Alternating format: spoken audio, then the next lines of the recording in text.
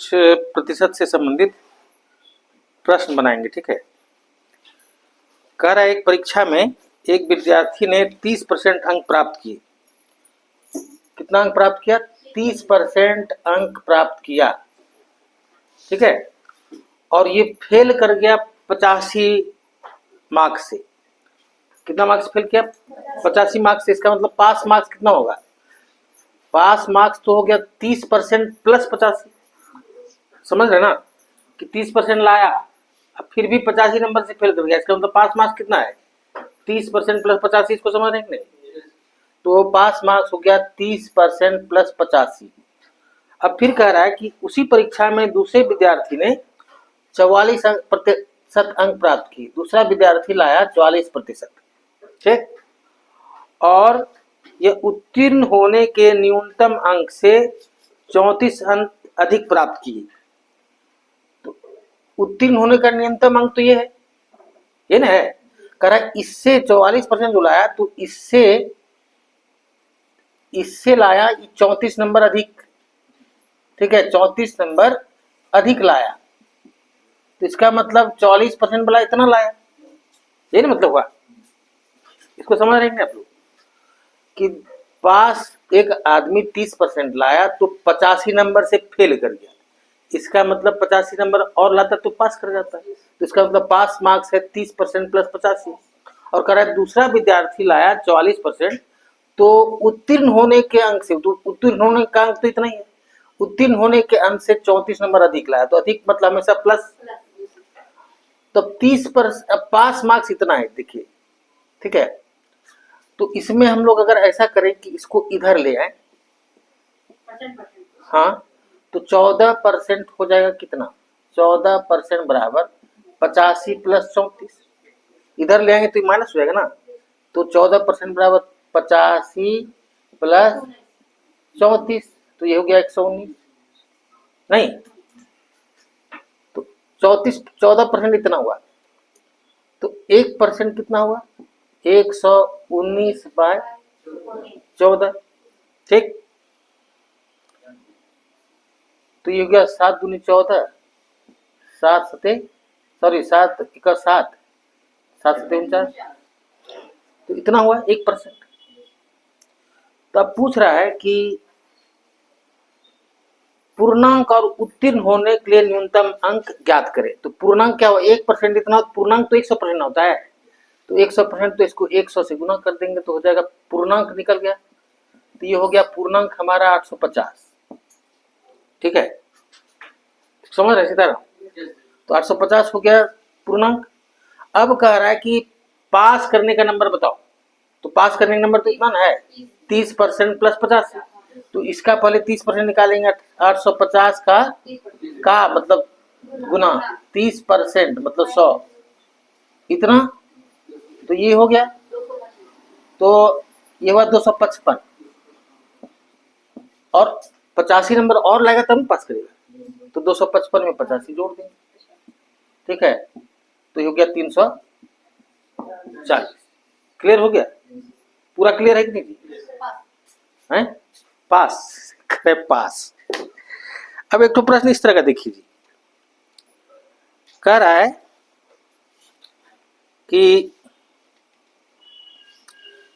कल बताए थे आपको कि ए का वेतन बी के वेतन से अधिक है। वो तो बनवा दी थी ना कल, क्या याद है? कल उस तरह का बनवाए थे ना कि कम ज्यादा वाला। हाँ, बनवाए थे ना। तो इस तरह का प्रश्न देखिए जी। कह रहा है किसी वस्तु पर कर में 20% कमी कर दी गई। किसी वस्तु पर कर में 20% कमी कर दिया। मतलब पहले 100% था कर, तो कितना परसेंट हो गया कमी करने के बाद? 80% हो गया। ये नहीं होता है कि कमी करने मतलब पहले 100%, कोई भी चीज होता है पहले 100%, अब कमी कर दिया तो 80% हो गया कर। तो 80% मतलब 80/100 x का।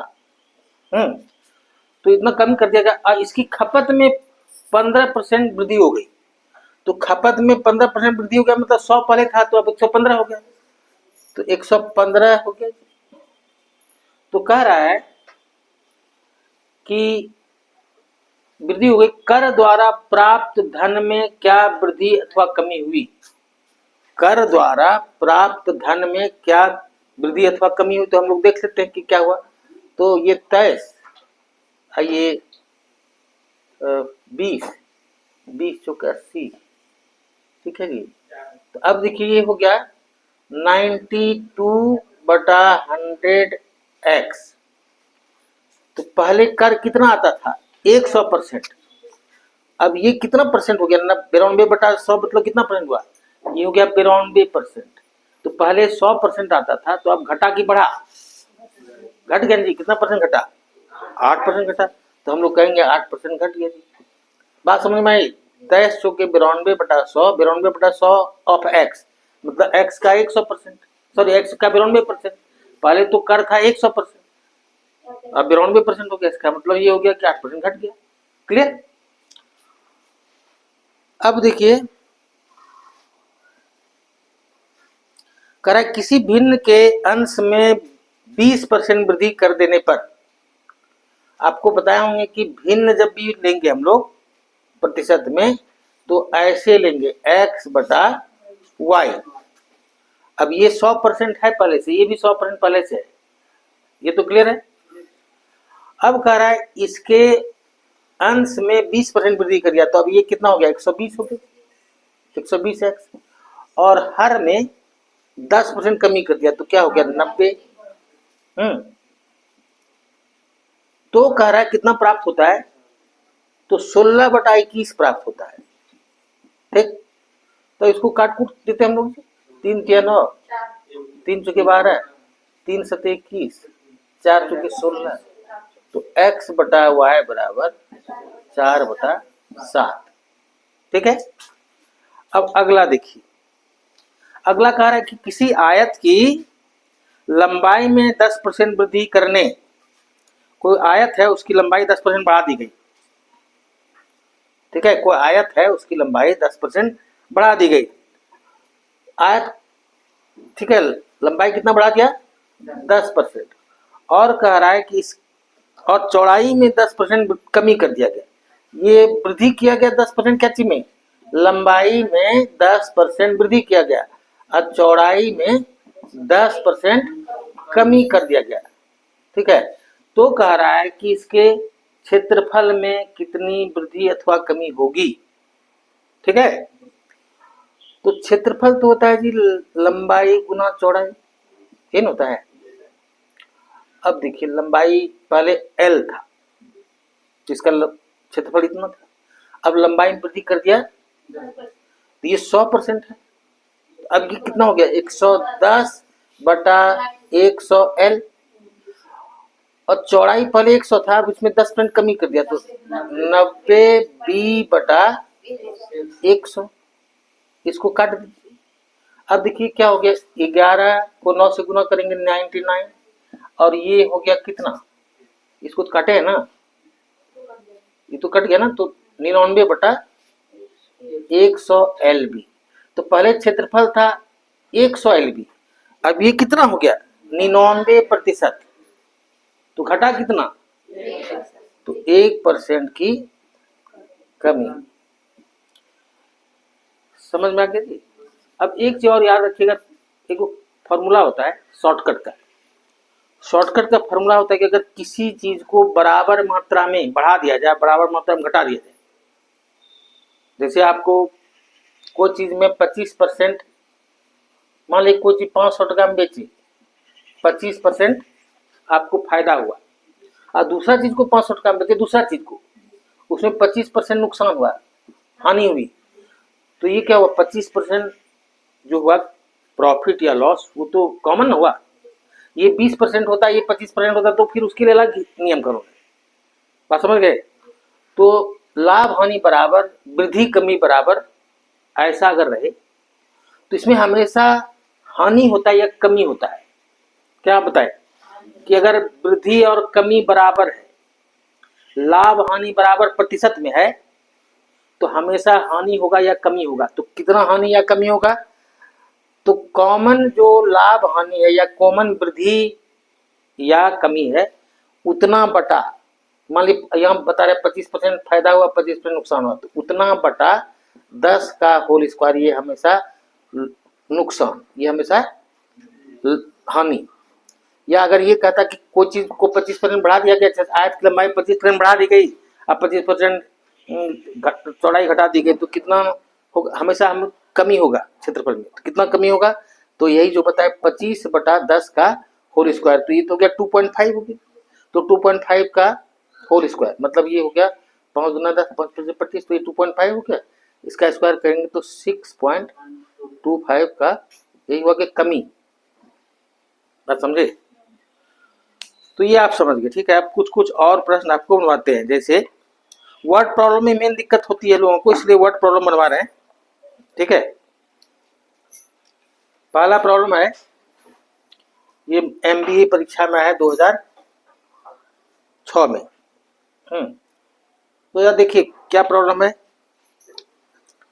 करेक्ट किसी संख्या का 25%, किसी संख्या तो हम लोग जान नहीं रहे संख्या, तो क्या करेंगे, x का 25%, किसी संख्या का 25%, ठीक है, 650 के 18% से, 650 का 18% से कह रहा है कि 19 कम है, तो इसमें 19 घटा देंगे, यही हुआ जी। किसी संख्या का 25%, 650 के 18% से 19 कम, तो इसको कर दीजिए x/4 बराबर, ये काटी, ठीक है, 5 दूनी 10, 13 और 2 9 18, तो 117 माइनस 19, तो x बराबर कितना हो जाएगा, 117 माइनस 19, तो ये होगा 98, नहीं x/4 बराबर 98, तो हो जाएगा 392।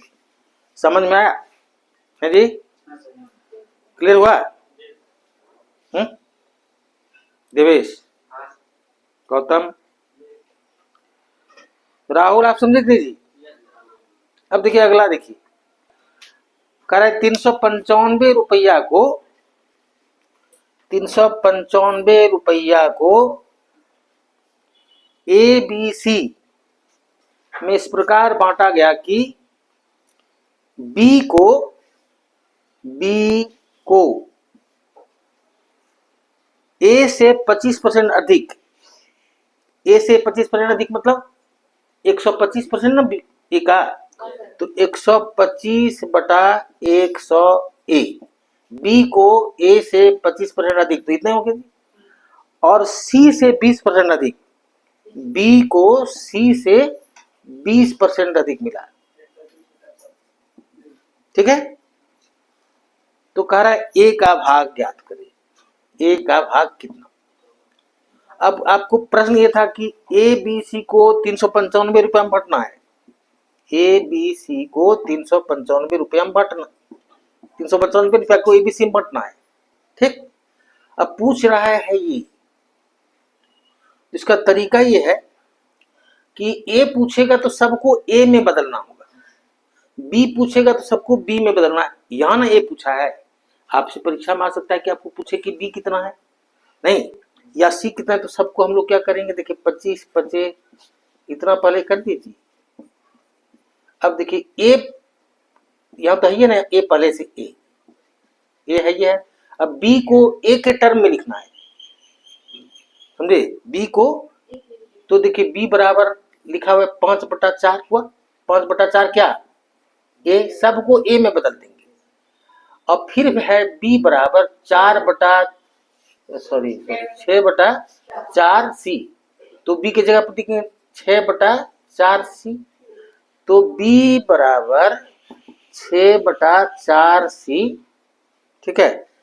अब B तो है 5/4A, नहीं, B कितना है, तो यहां लिख देंगे 5/4A बराबर 6/4C, ये ना हुआ, कुछ गड़बड़ी हुआ थी, 25 25 25, ठीक, और ये हुआ जी 5 है जी, 6/5, समझे। तो ये कह रहा है कि 5/4A बराबर, ये क्या था, B था, ये B बराबर था 6/5C, तो हमको बदलना है सबको ए में, तो बी के स्थान पर लिख देंगे 5/4, 5/4 ए।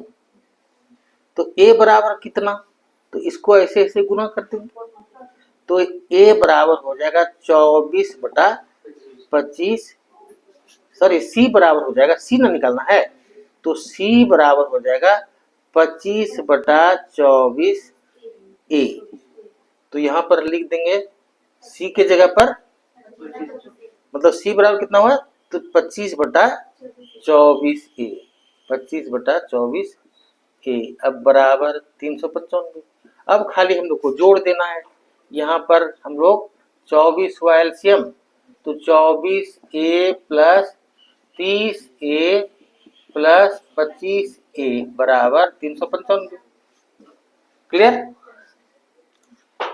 अब देखिए जी, 24 थी 54, 5 59, 20 79 ए बटा 24 बराबर 395। इससे 5 बार ये कैंसिल हो जाएगा, तो ए बराबर, इसको क्रॉस मल्टीप्लिकेशन करेंगे, बात समझ में आई। अगर बी कहता निकालने, तो अभी हम लोग लिखे थे ना कि बी बराबर 5/4 ए, तो ए के जगह पर हम लिख देते ए बराबर 4/5 बी। क्या करते, ए बराबर 4 ऐसे देखिए 4/5 बी, तो यहाँ पर ए के जगह पर लिख देते 4/5 बी। अब बी तो पहले से लिखा हुआ ये। अब सी बराबर देखिए यहाँ लिखा हुआ है बी बराबर 6/5 सी, तो सी बराबर कर देते हम लोग 5/6 बी, और फिर इसको जोड़ के वैसे कर देते। बात समझ में आई। अगर आपको ए पूछा तो सबको हम लोग ए में बदले, बी पूछता सबको हम लोग बी में बदलते, सी पूछता सबको सी में बदलते। क्लियर हुआ जी, समझ में आया कि नहीं। अब अगला देखिए, करे दो संख्याएं एक तीसरी संख्या से, इसको मिटा देना, दो संख्या एक तीसरी संख्या से, समझे, 30% और 37% कम है। ध्यान दीजिएगा जी, बड़ा आसान है, मैथ बड़ा आसान होता है, ठीक है, मैथ बहुत आसान होता है, क्योंकि इसमें सब चीज लिखा हुआ रहता है। बात समझ में आई। तो इसलिए उसको आप थोड़ा जो है समझ में आया कि मैथ आसान होता है आपको, कि दो संख्याएं एक तीसरी संख्या से क्रमशः 30%, तीसरी संख्या से, दो संख्या है, मान लीजिए कोई भी संख्या है, ये एक संख्या है x और y एक संख्या है, एक तीसरी संख्या मान लीजिए है z, ये संख्या और ये संख्या एक तीसरी संख्या से 30% और 37% कम है। ये 30% कम है, ये 37% कम है इससे। तो कह रहा है कि दूसरी संख्या तीसरी संख्या से कितने प्रतिशत कम है। अब वही जो बात, पहली संख्या, हाँ, दूसरी संख्या इससे कितना कम है। बात समझ गए। फिर से एक बार बोल रहे हैं, कह रहा है कि दो संख्या एक तीसरी संख्या से क्रमशः 30% और 37% कम है। तो फिर कह रहा है कि दूसरी संख्या मतलब ये दूसरी संख्या पहली संख्या से कितना कम है। तो अब देखिए, मान लीजिए 100 है, ये इससे 30% कम, मतलब 70 ना हुआ, और ये 37% कम है, 63 हुआ। अब ये इससे कितना कम है, 7, तो 7 कितना है, 70% का 10%, 70 का कितना परसेंट, 10% ना हुआ, 7। तो ये जो है इससे 7 कम है, तो ये 7 इसका कितना प्रतिशत हुआ, 10% हुआ। इस समझ में आया कि 7 जो है 70 का 10%, तो ये इससे 10% कम है। समझ में आया कि नहीं, सही से बोलो। चलो आगे।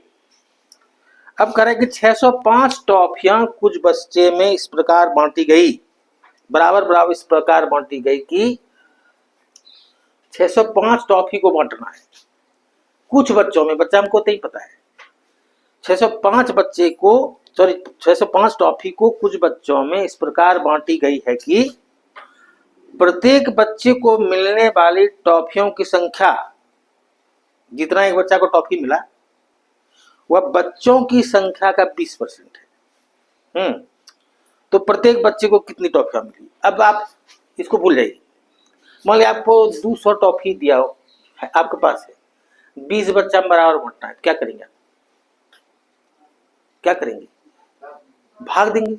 200 टॉफी है, 20 बच्चा में बांटना है, तो एक बच्चा को 10 ठो मिलेगा, है ना? तो अब आप इसी तरह सोचिए, आप जब तक अपने से अपने दिमाग का एप्लीकेशन नहीं करेंगे तब तक आप सीख नहीं पाएंगे, इसको ध्यान रखिए। और एक बात और बताते हैं कि जैसे बहुत जगह क्या होता है, शॉर्टकट, उससे बच्चा लोग बहुत इंप्रेस होता है, सामने वाला पूरा इंप्रेस होता है, गजब पढ़ाए सर। पहले आप सीखेंगे तब ना शॉर्टकट जी, मेरी बात समझ में आई जी? हम लोग जब पैदा होते हैं तो पहले चलना सीखते हैं, अभी उसी में कहे कि दौड़ने लगो तो दौड़ पाए आपको? तो आप याद रखिए कि लर्निंग जो है स्टेप बाय स्टेप प्रोसेस है। पहले आप सीखेंगे तो दौड़ने उड़ने, तो फिर बच्चा अपने दौड़ने लगता है, उसको किस सिखाता है दौड़ने? सही से बताइए जी। जब बच्चा चलना सीख लिया तो कोई माँ बाप उसको दौड़ के सिखाता है कि देखो ऐसे दौड़े आता है। जब आप चलना सीख जाएंगे दौड़ना अपने लगेंगे। तो इसलिए पहले आप बेसिक चीज अगर सीख लेंगे तो आपने फिर दौड़ने वाला कोई सिस्टम नहीं है, दौड़ तो अपने जाएंगे, उसके लिए सिखाने की जरूरत नहीं पड़ती है। करेक्ट कि नहीं जी? तो आप समझिए, कह रहा है कि 605 टॉफी को कुछ बच्चों में बराबर बराबर बांटी गई, इस प्रकार बांटी गई कि बच्चों को मिलने वाली टॉफी की संख्या बच्चों की संख्या का 20% है। तो हम आपको पहले ये बता रहे हैं कि जैसे मान लीजिए 200 टॉफी है, इसको 20 बच्चा में बांटना है, तो एक बच्चा को कितने मिलेगा? तो 605 टॉफी है, बच्चा की संख्या हमको नहीं पता है, तो बच्चा की संख्या x है, तो x से भाग देंगे इसको। ये तो यहां तक हो गया क्लियर। अब बच्चों को एक बच्चा को इतनी टॉफी मिला ना, तो बच्चों को मिलने वाली टॉफी की संख्या, बच्चों की संख्या का, बच्चों की संख्या तो x है, बच्चों की संख्या का 20% है। प्रत्येक बच्चे को मिलने वाली टॉफी की संख्या यही है, वो किसके बराबर है? तो बच्चों की संख्या का 20%। तो इसको खाली हम लोग सॉल्व कर लिया। अब ये देखिए एक्स स्क्वायर हो जाएगा, एक्स स्क्वायर बराबर 3025, तो एक्स बराबर 55। तो कहा एक बच्चे को कितना टॉफी मिला? तो 55 कैसे मिला? तो बच्चों की संख्या हुई, ये एक्स क्या है? बच्चों की संख्या ना है, तो 605 डिवाइडेड बाय 55, 11। समझ में आया? क्लियर हुआ कि नहीं? अगला देखिए जी, इसको मिटाते हैं। अगला है कि ए की आय का 5%, देखिए ए की आय का मतलब गुना 5%, ठीक? ए की आय का 5% बी की आय के 15% के बराबर है। बी की आय के 15%, ये हुआ। ए की आय का 5% बी की आय के 15% के बराबर है। क्लियर? अब कह रहा है बी की आय का 10%, बी की आय का 10% सी की आय के 20% के बराबर है। सी की आय के 20% के बराबर है। यहां तक क्लियर है ना? तो कह रहा है यदि सी की आय है 2000 रुपया, समझ लीजिए सी की आय 2000 है, तो कह रहा है ए बी सी की कुल आय कितनी है? ए बी सी की कुल आय कितनी? अब देखिए ये तो लिखा हुआ है सी बराबर 2000। अब देखिए बी का 10% सी की आय का 20% है, या इसको 1/5 कर दीजिए। बी का 10% सी का आय का 1/5 है, तो इसका 1/5 कितना होगा? 400। इसका 1/5 कितना? 400। तो हम लोग यहाँ लिख सकते हैं कि बी की आय का 10% बराबर 400। तो 10% 400 है, तो 100% कितना? 4000, 10 गुणन होगा तो 4000 हो गया, बी का आय हो गया 4000। क्लियर हुआ? बी की आय का 10% बराबर 400, तो 100% बराबर उसका 10 गुना मतलब 4000। सीताराम, तो 4000 हो गया, ये तो 2000 है, ये परेश दिया हुआ है। ठीक है, अब कह रहा है ए की आय का 5% बी की आय के 15% के बराबर है, तो इसका 15% कितना हो जाएगा? 15 चौके 60 मतलब 600 हो जाएगा। इसका 15% हो गया 600, 600 हो गया, इसका 15%। इस तरह से निकालना सीखिए, 15 चौके 60 600। अब उस तरह से नहीं करिए कि 4000 का 15%, तो ये तो फिर आप बच्चे में जैसे करते थे वैसे नहीं करना है। 15 चौके 60 मतलब 600, तो 600 हो गया जी। ये कितना है? ए की आय का 5% है 600, तो 10% 1200। ऐसे भी करेगा तो 100% 12000, या इसको सीधा आप इसको 5% है, 5% बराबर 600, तो 100% बराबर तो दोनों तरफ 20 से गुना कर देंगे, नहीं हो जाएगा? तो 1000 सॉरी 12000। अब 12000 इसका हो गया जी, 4000 हो गया बी का, और 2000 तो पहले से दिया हुआ है सी का, 12 4 16 2 18000 हो गया। समझ में आया है? चलिए, तो ये 18000 हो गया। अब एक है कि एक परीक्षा में कुल 65%, ठीक है, एक परीक्षा में कुल 65% उत्तीर्ण हुए। अब देखिए, एक परीक्षा दिया कोई, चलो ढेर सारा, उसमें 65% पास हुआ, तो फेल कितना हुआ? 100% में 65% पास हो गया, तो फेल कितना हुआ? 35% फेल हो गया, नहीं जी।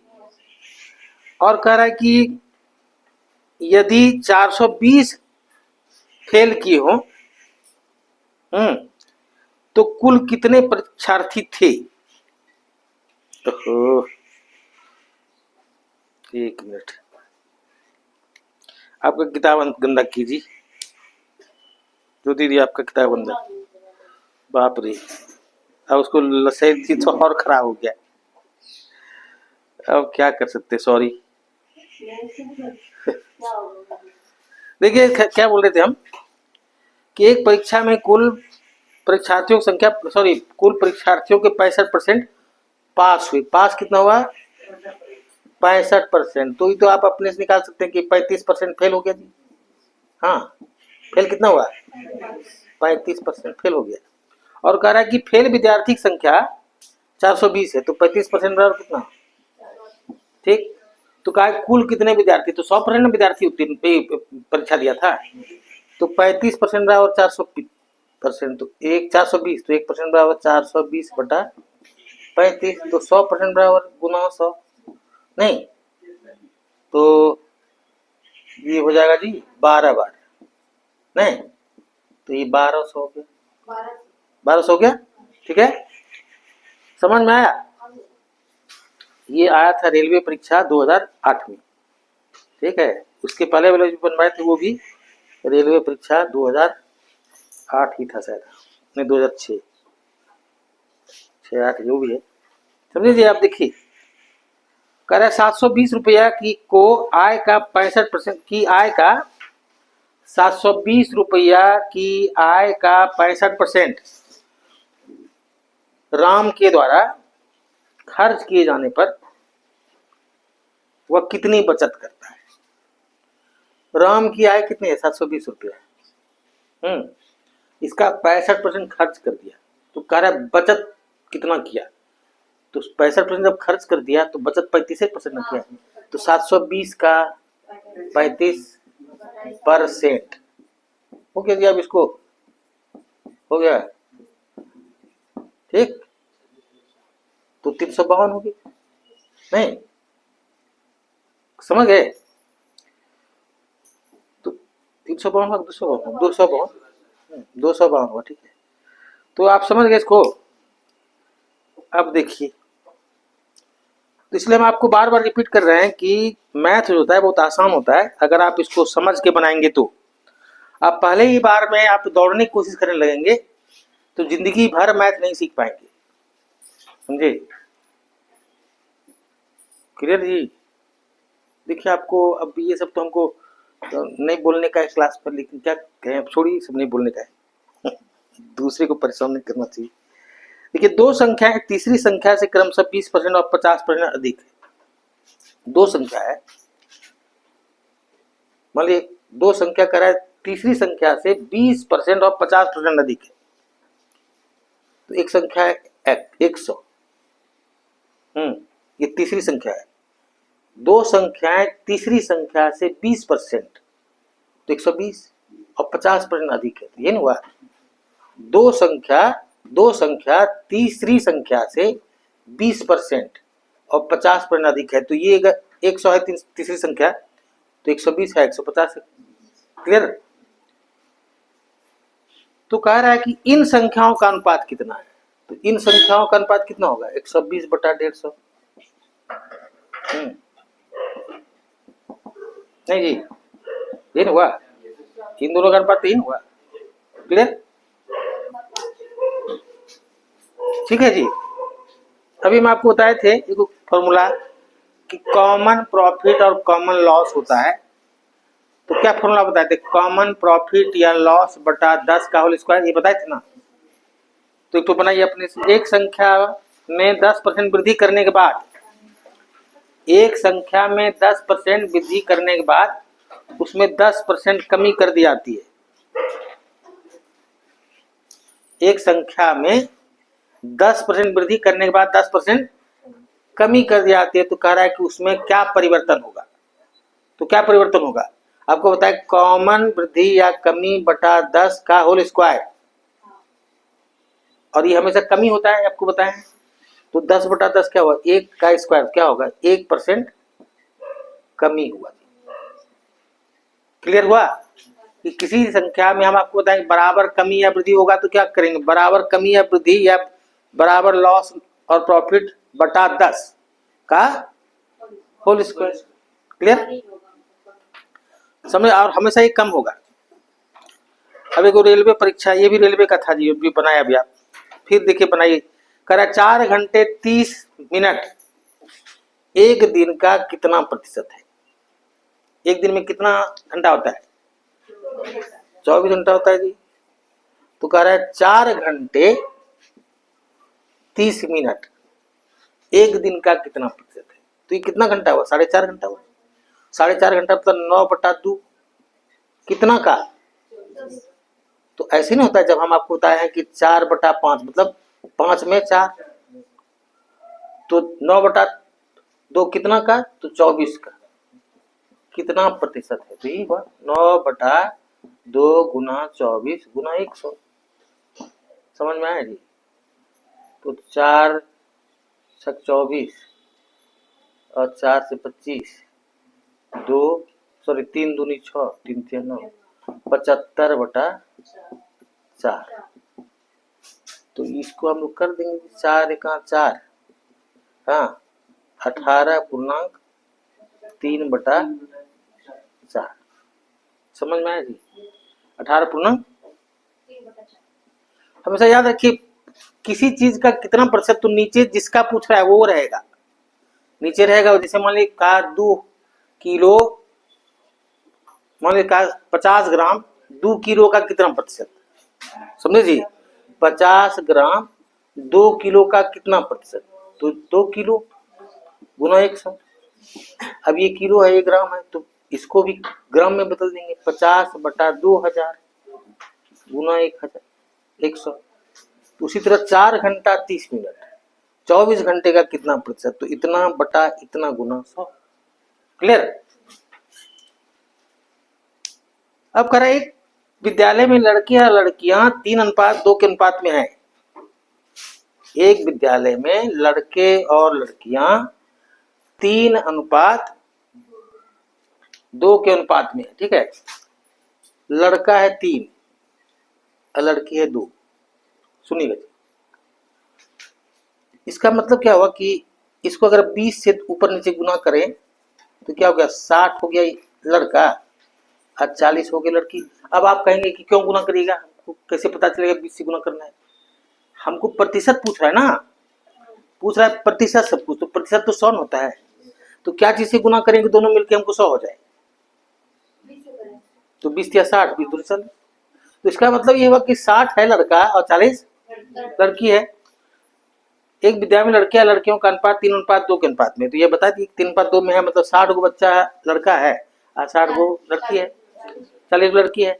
अब यदि 20% लड़के, तो इसका 20%, 6 दूनी 12, 20% लड़के और 30% लड़कियों को छात्रवृत्ति मिलती हो, इसका 30%, 3 चुके 12, तो टोटल कितना को छात्रवृत्ति मिला? 24 को मिला। कितना में? 100 में। तो यही ना प्रतिशत हुआ? नहीं जी, 100 में 24 बच्चा को छात्रवृत्ति मिला, तो कह रहा है छात्रवृत्ति ना मिलने वाले कितने प्रतिशत है? तो 24 घटा देंगे 100 में। क्लियर हुआ? समझ रहे कितना आसान होता है मैथ? लेकिन हाँ, सीखना पड़ता है। और ट्रिक्स अगर करने लगेंगे तो जादू और ट्रिक्स होता है मैथ, इसको शिक्षक क्यों पढ़ाते?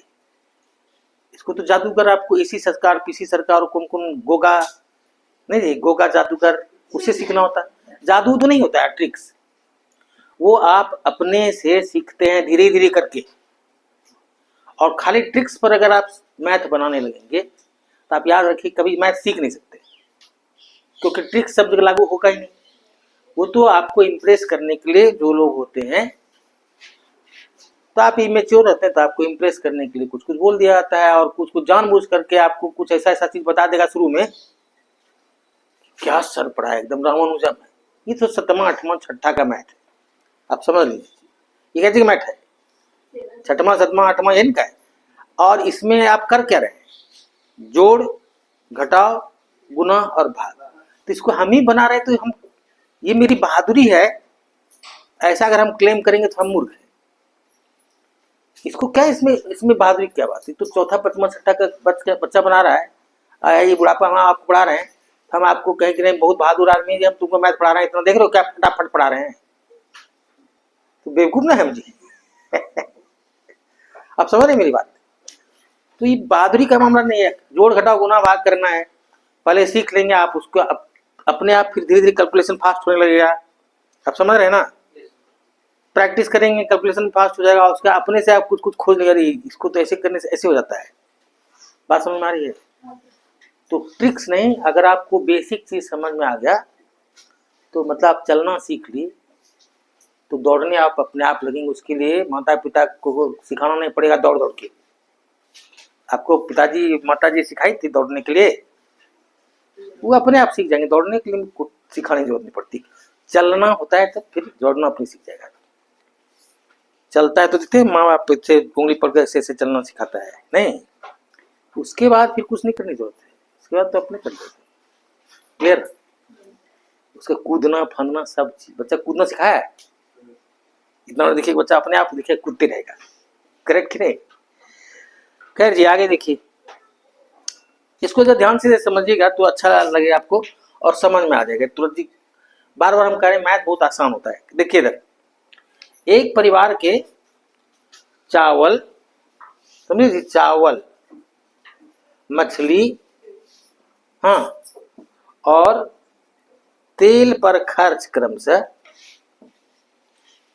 12 अनुपात, हाँ ये अनुपात में 12:17:3 के अनुपात में है। समझ गए? एक परिवार चावल पर इतना, मछली पर इतना और तेल पर, इन तीनों का अनुपात यही है। क्लियर? अब कह रहे हैं इन वस्तुओं के मूल्य में क्रमशः 20%, इसके मूल्य में 20% वृद्धि हो गई, इसके मूल्य में 30% की वृद्धि हो गई, और इसके मूल्य में 50% की वृद्धि हो गई। कितनी वृद्धि हुई? 50%। ठीक? तो कह रहा है कि परिवार के खर्च में कितने प्रतिशत वृद्धि हुई? ठीक? अभी कितना खर्चा हो रहा है? मान ली कि टोटल 12 चावल पर, 17 मछली पर, 3 रुपया, 12 17 कितना हुआ? 29 3 अभी 32 रुपया खर्च हो रहा है इसका, नहीं।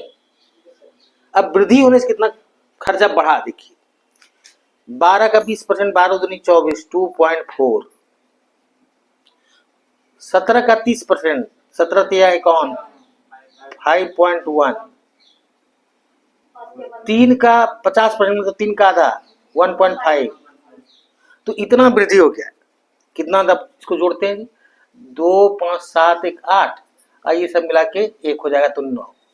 9 बढ़ा कितना में, 32 में, तो 9 बढ़ा 32 में, तो 100 में कितना बढ़ा, तो 4 8 32, 25, 225 बटा 8 है ना जी। तो 8 तूने 16, 8 64, समझ में आया जी। 28.1/8% बढ़ गया जी। क्लियर। अच्छा, बहुत कठिन लगा आपको? कितना आसान था, नहीं कितना सिंपल, कि 32 का टोटल खर्चा है, इतना बढ़ गया, कितना में बढ़ा, इतना तो 32 में बढ़ा, नहीं जी, और उसका 100 में कितना। क्लियर जी। तो ये बस सीखना। अभी मैं आपको ट्रिक्स बता देंगे। 3 को 2 से गुणा करके 5 से भाग दे दो, उसका 2 माइनस कर दो, कुछ इस तरह कर देंगे, वो याद रहेगा जी।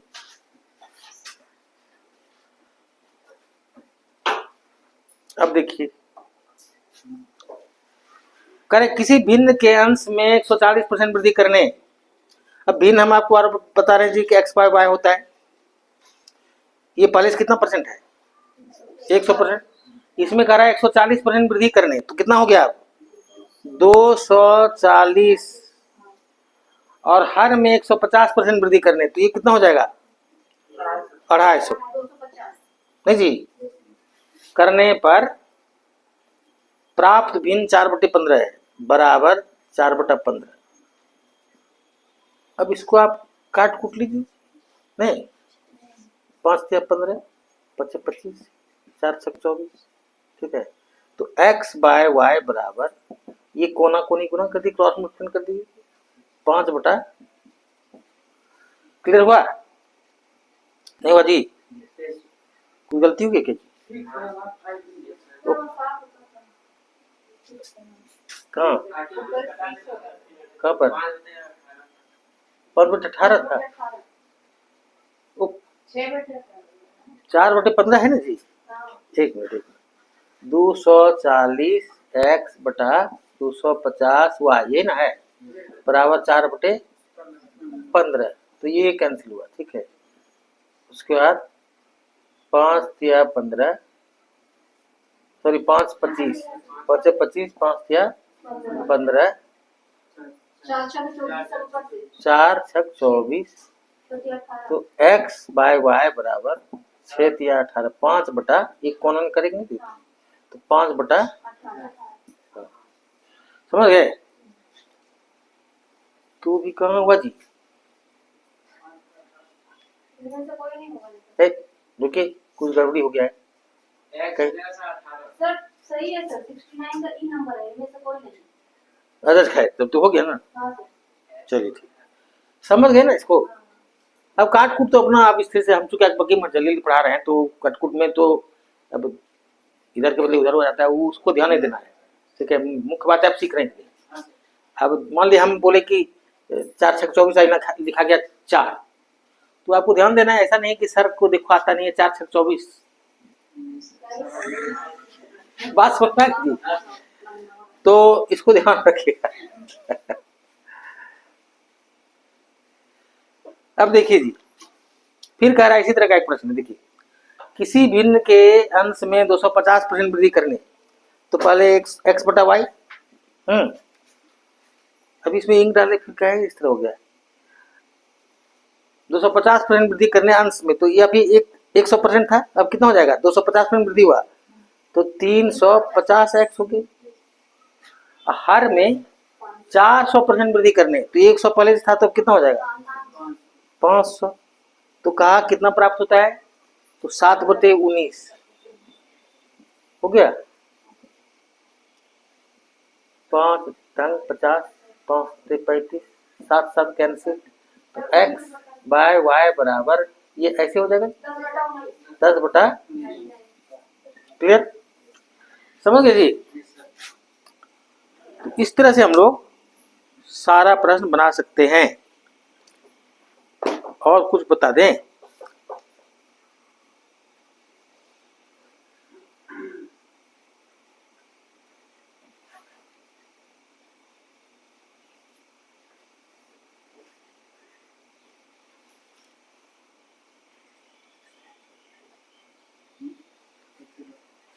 देखिए जी, और कुछ बना देते हैं, जो परीक्षा में आया वही से बनवाते हैं। ठीक है,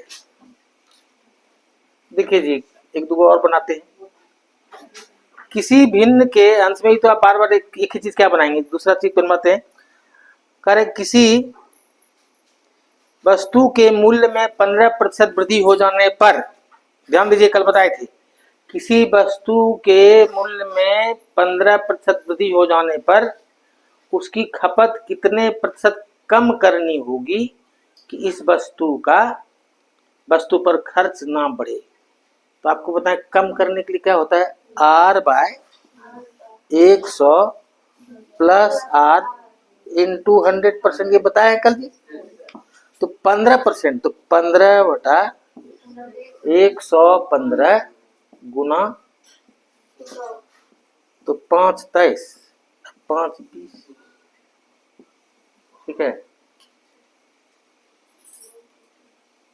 क्या है समझे। 15% वृद्धि हो जाने पर उसकी खपत में कितनी कम करनी होगी, हो गया 300/23 हो गया।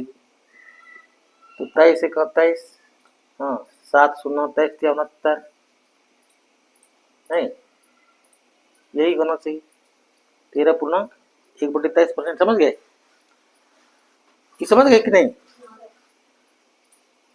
दूसरा देखिए इसी तरह का कह रहा है, पेट्रोल के मूल्य में 25% वृद्धि होने पर, पेट्रोल के मूल्य में 25% वृद्धि होने पर इसकी खपत कितने प्रतिशत कम करनी होगी, कम करना है। तो क्या करेंगे, 25/125, 25 बटा गुना 100, 20%, नहीं क्लियर। अब हाँ एक ठो जरा बनाइए, तो इसको खाली अंत में यही बनवा रहे हैं, इसके बाद नहीं बनाएंगे। देखिए इधर कह रहा है, चावल के मूल्य में 20% कमी होने पर एक व्यक्ति 385 रुपया में पहले से 3.5 किलोग्राम अधिक चावल खरीद सकता है। चावल के मूल्य में 20% कमी हो गया। जैसे मान लीजिए कि अभी आप आलू खरीदने गए थे, खरीदते थे, ठीक है, तो आलू खरीदते थे, तो उसको रोज खरीद के लाते थे 20 का किलो, अब 2 रुपया घट गया, तो आप उतना ही पैसा में 1 किलो एक्स्ट्रा ले आए। जितना पैसा आप रोज ले आते थे आलू खरीदने के लिए, बात समझे।